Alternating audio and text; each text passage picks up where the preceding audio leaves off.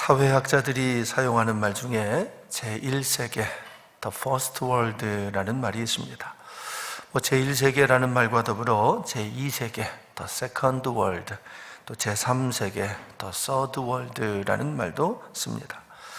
제1세계는 서방 국가들, 그러니까 이른바 자유지정에 속한 나라들을 이르는 말입니다.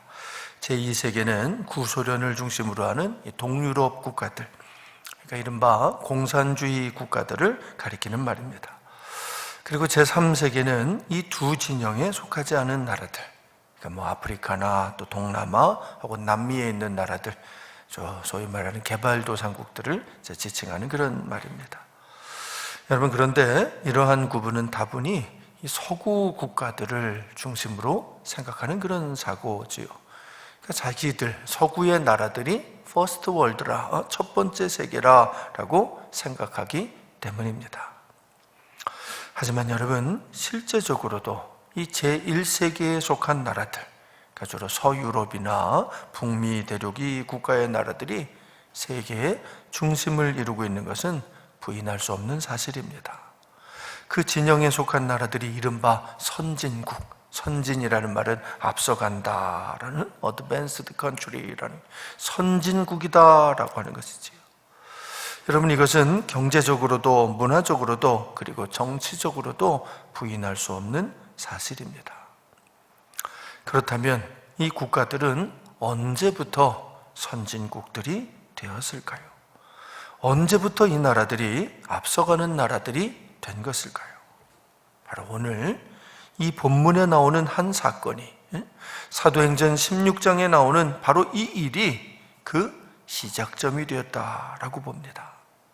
사도 바울이 유럽으로 가면서 유럽의 복음을 전하면서 그때부터 거기가 바로 제1세계 퍼스트 월드가 되기 시작했다라는 뜻입니다. 여러분, 이거는 저만 하는 얘기가 아니고 유명한 역사학자죠, 아놀드 토인비라고 하는 분이 사도 바울이 그때 유럽에 타고 갔던 그 배가 유럽의 역사를 바꾸는 배였고 유럽 문명의 미래를 안고 가는 배였다라고 기록했습니다. 그만큼 오늘 말씀이 중요한 말씀인 거죠. 어찌 보면 아주 작은 한 사건인데, 그러나 이 사건이 장차 인류의 역사를 바꾸는 위대한 시작이었기 때문입니다. 사실 이런 일은 우리의 일상에서도 비일비재하게 일어납니다. 아무 생각 없이 한 작은 일이 인생을 바꾸고 운명을 바꾸는 경우가 수없이 많기 때문입니다. 여러분, 그러니까 무엇인가를 선택해야 할 때는 신중하게 잘 선택하셔야 됩니다.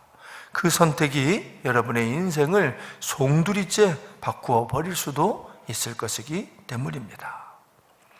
그렇다면 어떤 선택을 해야, 어떻게 선택해야 바른 선택을 할 수 있을까요?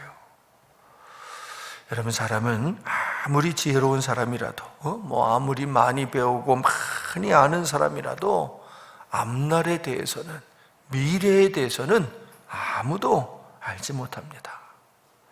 이건 이번 이 코로나 사태만 봐도 여실히 증명됩니다. 여러분, 세상에 얼마나 많은 나라들이 있습니까? 얼마나 많은 지식인들이 있습니까? 하지만 2020년을 시작하면서 올해가 이렇게 흘러가리라고 예측한 사람은 단 한 사람도 없었습니다. 그래서 지구상 그 많은 나라들 중에 이 사태를 대비한 나라가 단 한 국가도 없었던 거지요. 그게 인간입니다.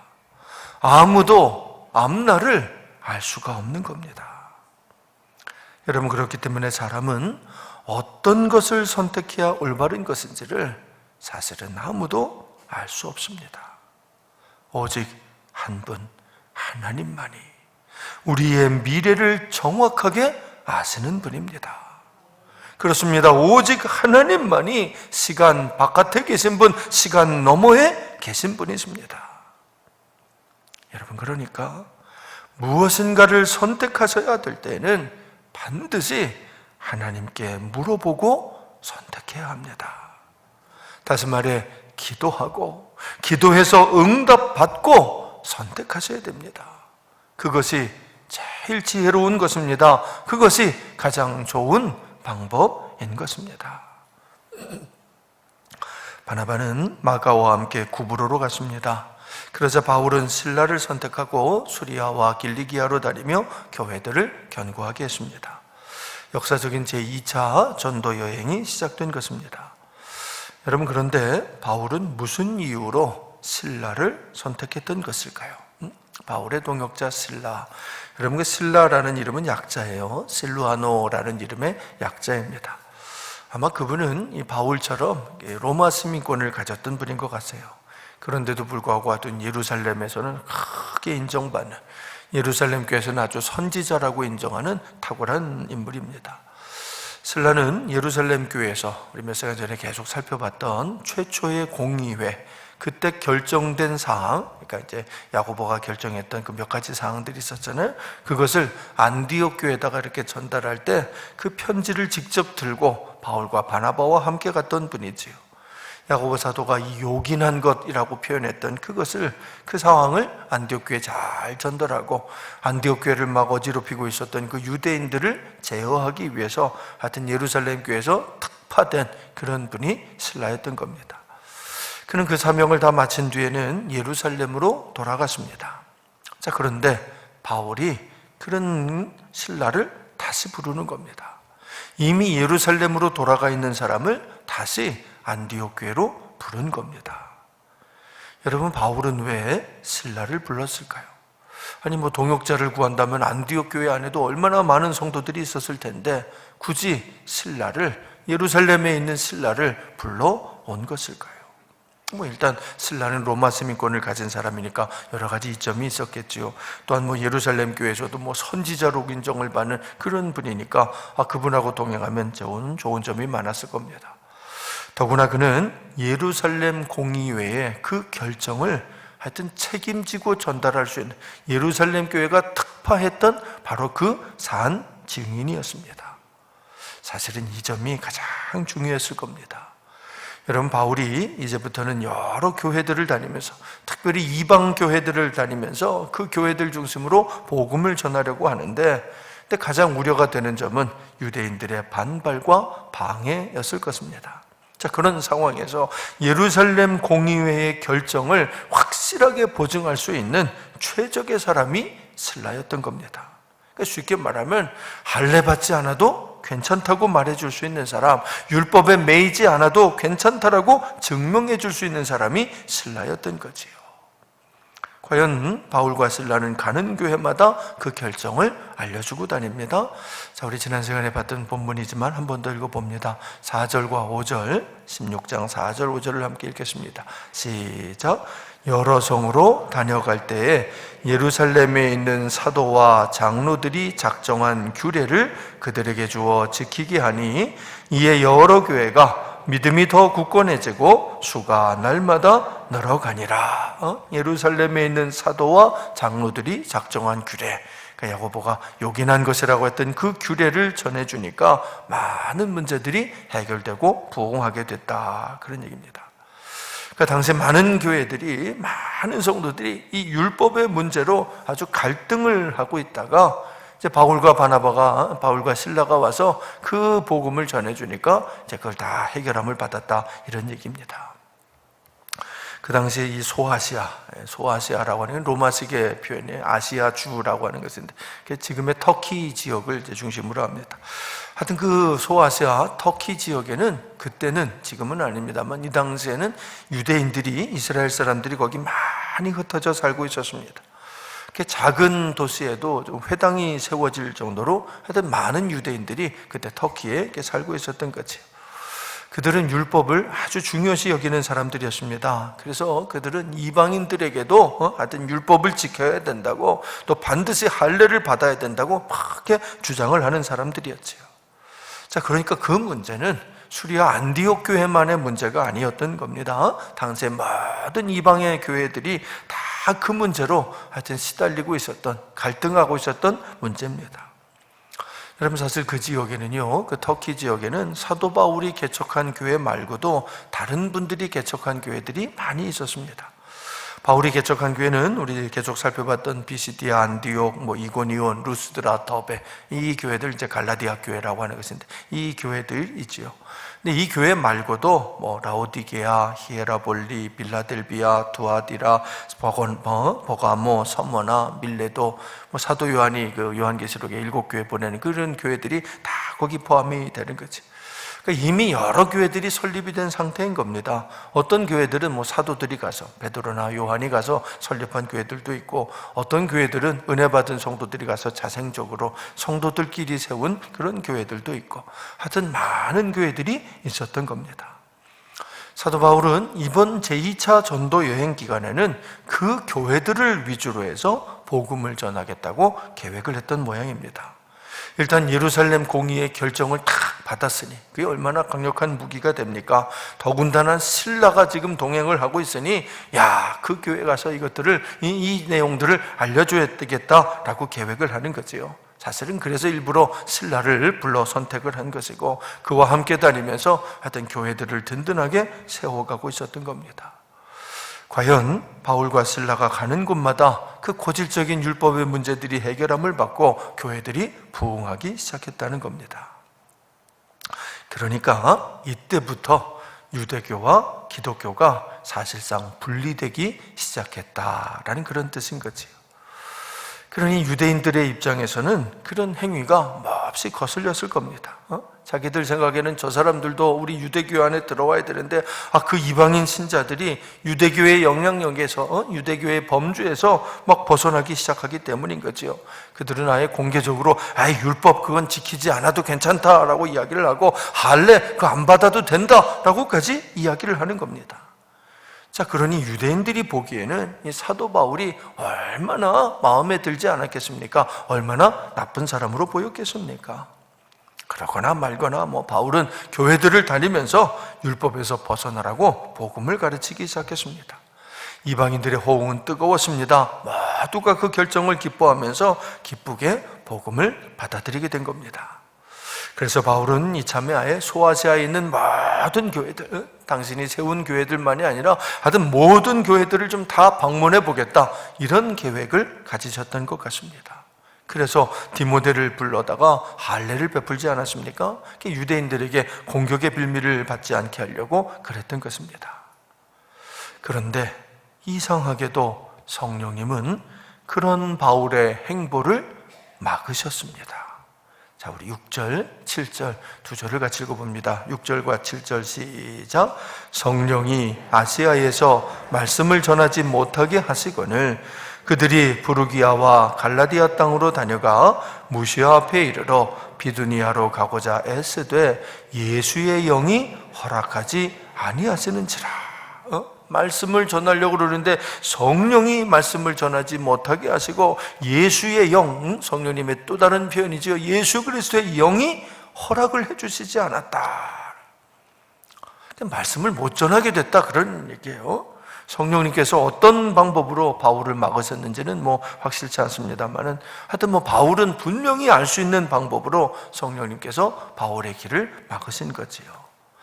아마 바울이 기도를 할 때마다 강하게 이제 그 맛에는 막으시는 역사가 있었을 겁니다. 또한 바울이 어디를 계획하고 가려고 그러면 도저히 갈 수 없는 일들이 일어났을 것입니다. 갑자기 비가 너무 많이 왔다든지 산사태가 일어났다든지 하여튼 바울로서는 어쩔 수 없는 상황들이, 지금 우리 코로나19 같은 이런 상황들이 일어나게 되었던 거겠지요. 여러분, 그때 바울은 비두니아로 가려고 계획을 했다 그랬습니다.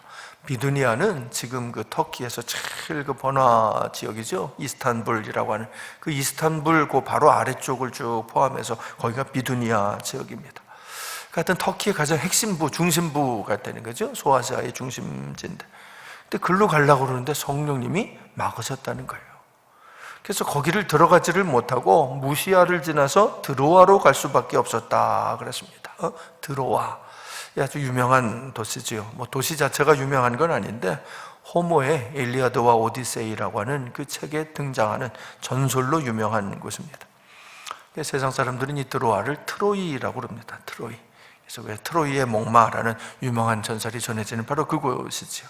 그리스의 스파르타하고 또 트로이가 전쟁을 하는데 목마를 타고 그리스 군인들이 잠입을 해서 승리했다는 그 전설 말입니다. 아킬레스라고 하는 무적의 용사도 나오고 절세 미녀 헬레네도 나오는 그 재밌는 이야기입니다. 하여튼 그 배경이 된 도시가 드로아인데 바울이 거기에 이제 도착을 한 거예요. 원래는 소아시아 중심부로 들어가려고 그랬는데 성령님이 막으셨기 때문에 드로아까지 왔다는 겁니다.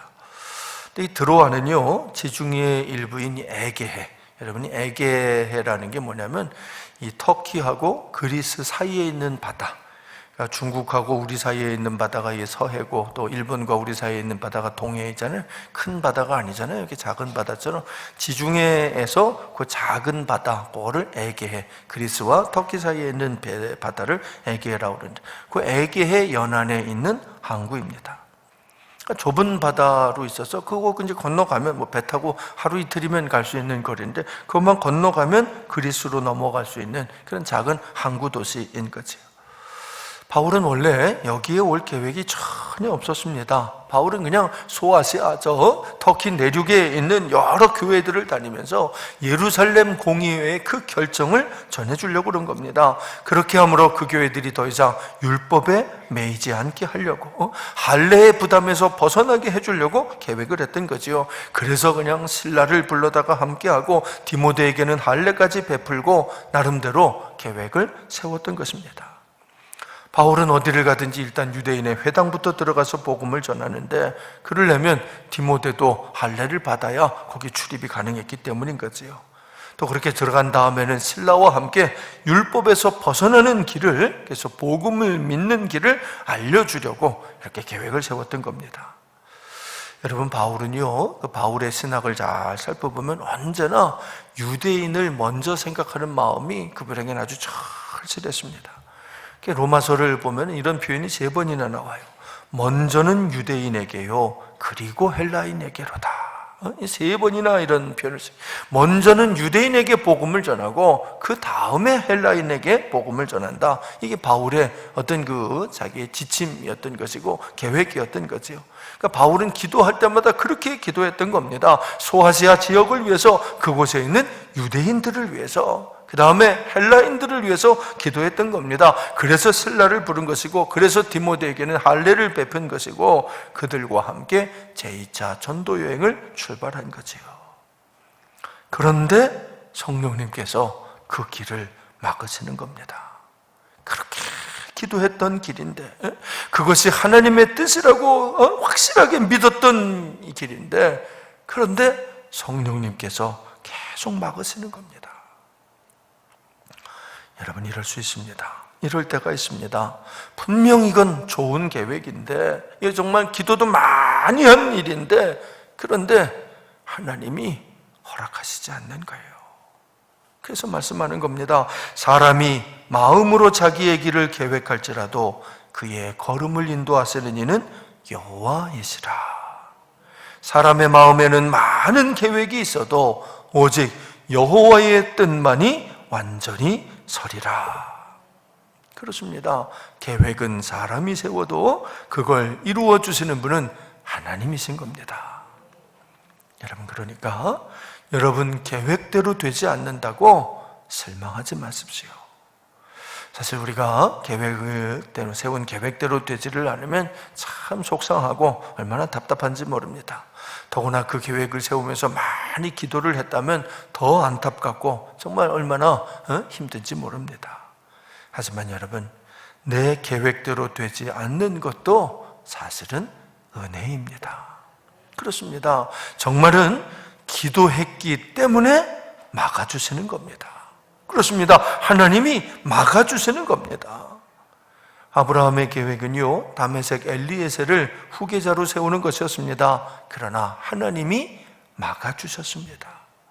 야곱의 계획은 형을 밀어내고 아버지의 유산을 차지하는 것이었습니다. 그러나 그 역시 하나님이 막아주셨습니다.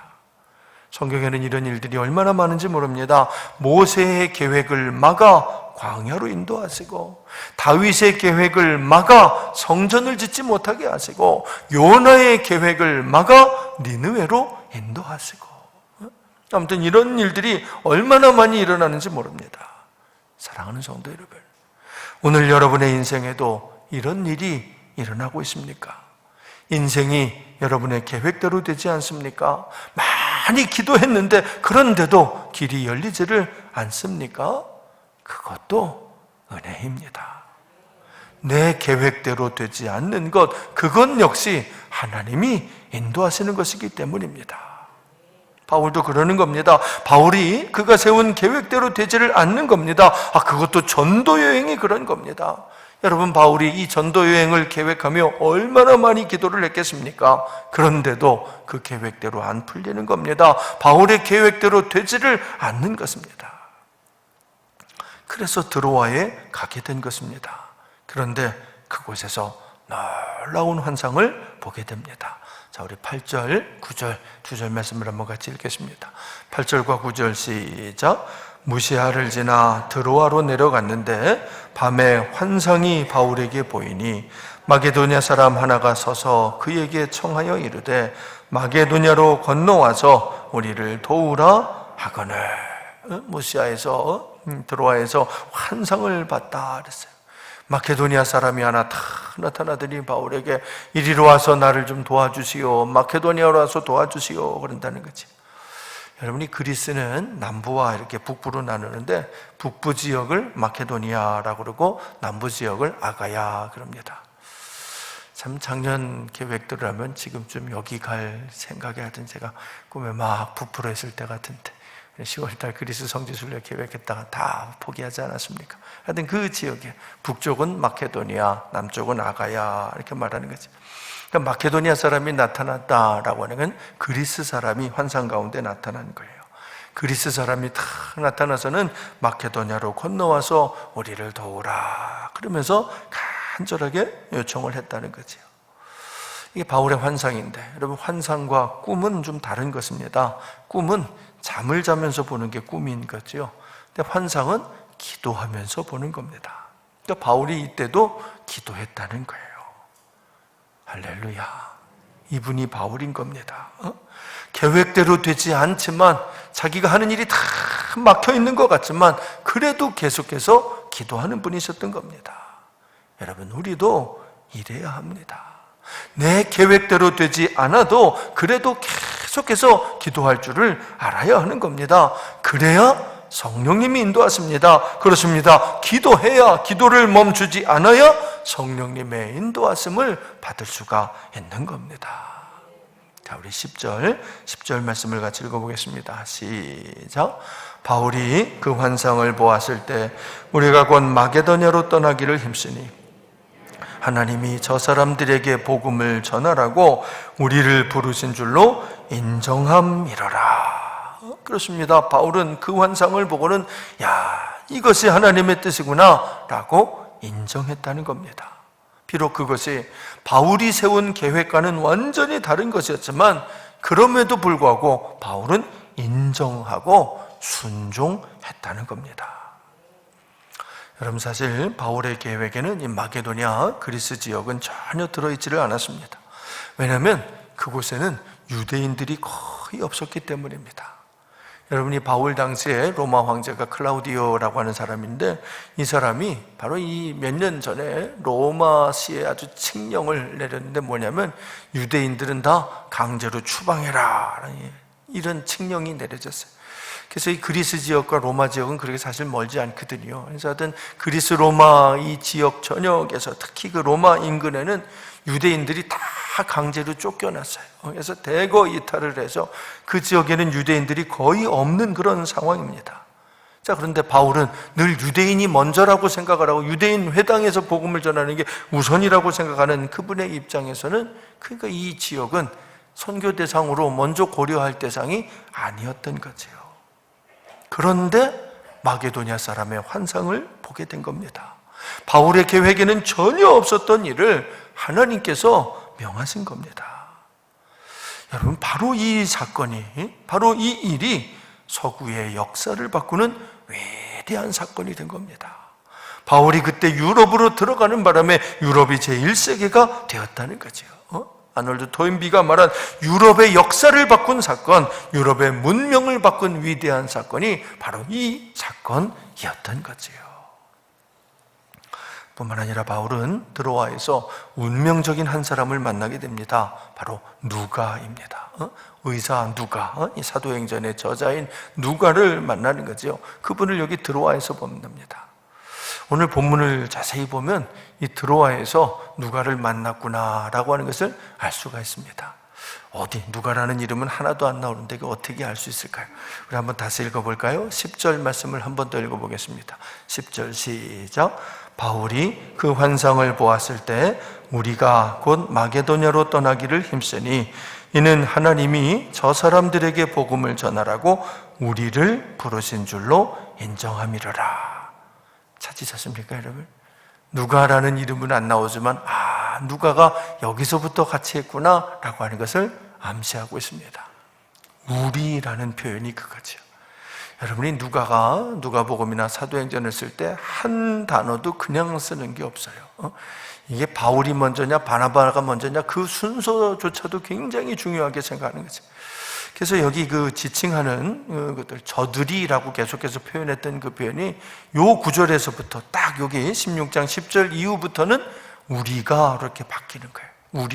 우리라는 말은 누가가 그때부터 같이 했구나라고 하는 것을 아주 강력하게 암시해 주는 거지요. 그래서 여기서부터 드로아에서부터 누가를 만난 거구나, 그래서 누가가 같이 했구나라고 보게 되는 겁니다. 여러분, 이분이 하나님이신 겁니다. 모든 계획을 완벽하게 세우시고 우리를 인도해 주시는 분입니다. 여러분, 누가는 아마 바울이 몸이 아파서 부른 의사였을 것 같아요. 그렇죠? 질병으로 고통받는 그 바울을 위해서 의사 누가를 예비해 주셨던 분인 거지요. 마가가 떠난 그 빈자리를 위해서 디모데를 예비해 두셨던 분인 겁니다. 비록 그 모든 것들이 내 뜻대로 된 것은 아닐지라도, 내 계획대로 되는 것은 아닐지라도 나를 언제나 좋은 길로 인도하시는 분입니다. 여러분, 그렇기 때문에 성도에게 필요한 것은 계획이 아니라 순종입니다. 그렇기 때문에 우리의 기도는 우리가 세운 우리 계획을 위해서 기도하는 것이 아니라 하나님의 계획하심을 위해 기도하는 것입니다. 여러분, 낮이 잘 보일까요? 밤이 잘 보일까요? 언뜻 생각하면 해가 떠 있는 낮이 잘 보일 것 같습니다. 밤은 캄캄한 어둠에 덮여 있어서 아무것도 보이지 않을 것만 같습니다. 그러나 그것은 세상을 볼 때만, 땅을 쳐다볼 때만 그런 겁니다. 여러분, 하늘은 오히려 밤에 더 잘 보입니다. 낮에는 보이지 않았던 것들이 밤이 되면 환하게 드러납니다. 바로 별이 보이게 되는 거지요. 오늘 여러분의 삶에 어둠이 내려앉아 있습니까? 그래서 앞이 보이지 않습니까? 세워진 계획들이 다 무너지고 말았습니까? 그래서 낙심되시고, 그래서 두려우시고, 그래서 답답하십니까? 하늘을 바라보십시오. 여러분, 낮에 보이는 것은 조만큼밖에 안 보여요. 밤이 돼서 보이는 저 별은 얼마나 멀리 있는 것인지 모릅니다. 밤이 훨씬 더 잘 보이는 거지요. 하늘을 바라보십시오. 수많은 별들이, 수많은 하나님의 계획이 거기에 드러나 있을 것입니다. 비록 내가 세운 계획은 무너졌을지라도 하나님이 세우신 놀라운 계획이 저 하늘에 찬란하게 빛나고 있을 것입니다. 여러분, 성도는, 하나님의 자녀는 앞이 막히는 것도 은혜입니다. 왜냐하면 그것은 지금부터는 하나님이 인도해 주시겠다는 바로 그 뜻이기 때문입니다. 그렇습니다. 내가 할 수 있는 것이 아무것도 없을 때, 그때가 바로 하나님이 역사하시는 시점입니다. 인간의 끝이 바로 하나님의 시작인 것입니다. 기도하겠습니다.